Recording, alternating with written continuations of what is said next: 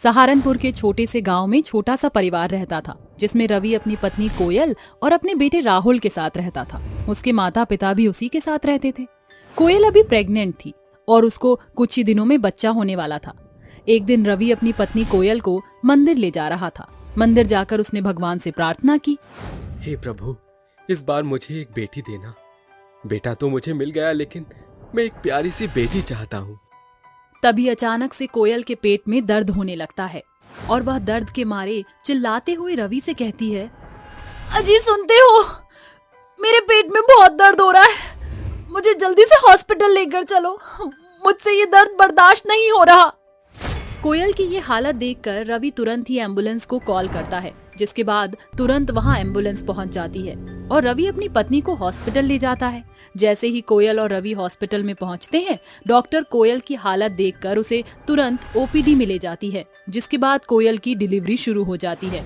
कुछ ही देर बाद ओपीडी से एक बच्चे के रोने की आवाज आती है। तभी एक डॉक्टर कोयल के बच्चे को बाहर लेकर आती हैं और रवि के पास आकर कहती हैं, मुबारक हो, आप बाप बन गए हो, आपको एक बहुत ही प्यारी सी लड़की हुई है। जैसे ही रवि अपनी बेटी को देखता है, खुशी के मारे पागल हो जाता है, जिसके बाद वह पूरे हॉस्पिटल में मिठाई बंटवाता है।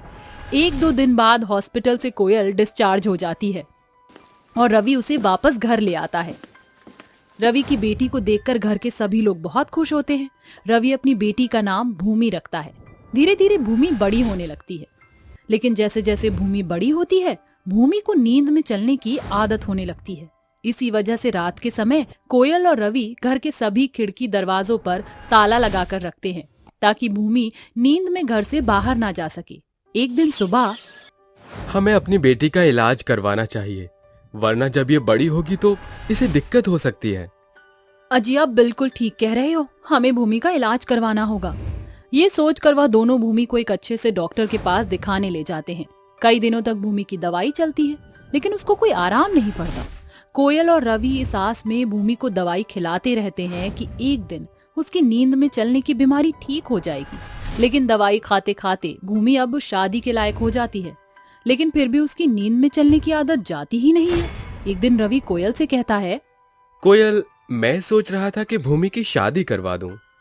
लेकिन शादी के बाद भी वो ऐसे ही नींद में चलती रहेगी तो कैसे चलेगा? क्या पता शादी के बाद उसकी बीमारी ठीक हो जाए, पर शादी तो उसकी करवानी होगी ना, अब उसकी उम्र हो गई है।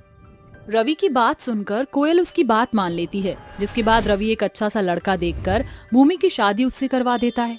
शादी के बाद भूमि अपने ससुराल की सारी जिम्मेदारियों को उठा लेती है, लेकिन वहीं दूसरी तरफ वह रात को नींद में चलती हुई कभी रसोई में सो जाती है तो कभी आंगन में। ये सब देखकर भूमि की सास कामिनी को कुछ समझ नहीं आता है, इसलिए एक दिन रात के समय वह चौकन्ना होकर सोती है।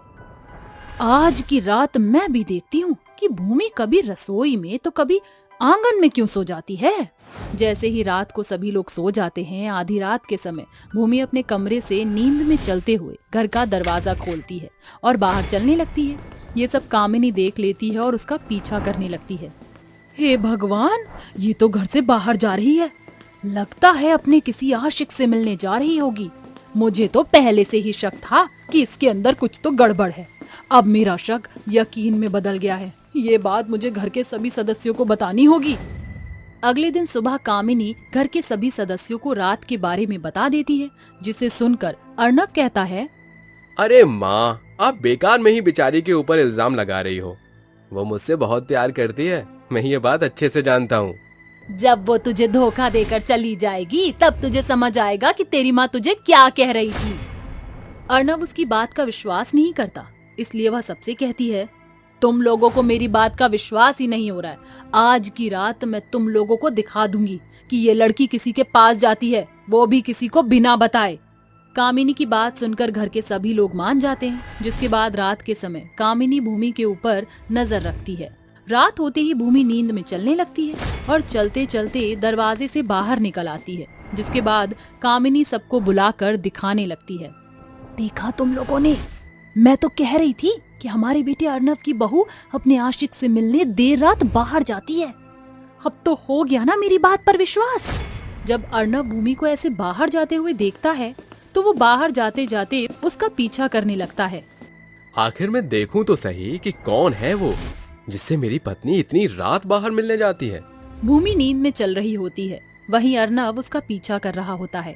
भूमि चलते चलते एक सड़क पर पहुंच जाती है। तभी सामने से एक बहुत ही तेजी से ट्रक आ रहा होता है। हे भगवान, भूमि सड़क पर इतने आराम से कैसे चल सकती है? तभी अर्नब की नजर सामने आ रहे बहुत ही तेजी से ट्रक के ऊपर पड़ती है, जिसके बाद अर्नब भागते हुए भूमि का हाथ खींच लेता है और उसे एक्सीडेंट होने से बचा लेता है।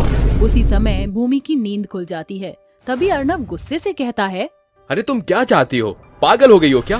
तुम्हें तो अपनी जान की भी परवाह नहीं है। अरे आखिर है कौन वो जिससे मिलने तुम इतनी देर रात को जा रही थी? अर्नब के चिल्लाने पर भूमि अर्नब को एक पार्क में लेकर जाती है और वहाँ उसे बिठाकर अपने बारे में सब कुछ बताती है। जब मैं 5 साल की हुई थी तब से ही मुझे नींद में चलने की बीमारी है। मैं किसी से भी मिलने नहीं जा रही थी। दरअसल मैं नींद में चल रही थी और चलते चलते यहाँ पहुँच गई। मेरे माता पिता ने मुझे ये बात तुम्हें बताने के लिए मना किया था, क्योंकि अगर मैं तुम्हें ये सब बताती तो शायद तुम मुझसे शादी नहीं करते। क्योंकि जब भी मेरे माता पिता ने रिश्ता करने से पहले मेरा सच लोगों को बताया था तो किसी ने भी मुझसे रिश्ता नहीं जोड़ा था, और इसी डर से उन्होंने तुम्हें भी नहीं बताया।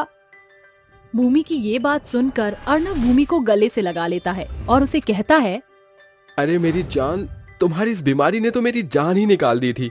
कुछ ही देर पहले मैं ये सोच रहा था कि शायद तुम मुझे धोखा दे रही हो और मेरे घर वाले भी तुम्हें गलत समझ रहे थे, लेकिन अब जाकर मुझे थोड़ी सी शांति मिली है। और तुम चिंता मत करो, हम तुम्हारी बीमारी का कोई ना कोई हल तो ढूंढेंगे ही। अर्नब भूमि को अपने साथ लेकर घर जाता है, जिसके बाद वह भूमि के बारे में अपने घर के सभी सदस्यों को बताता है।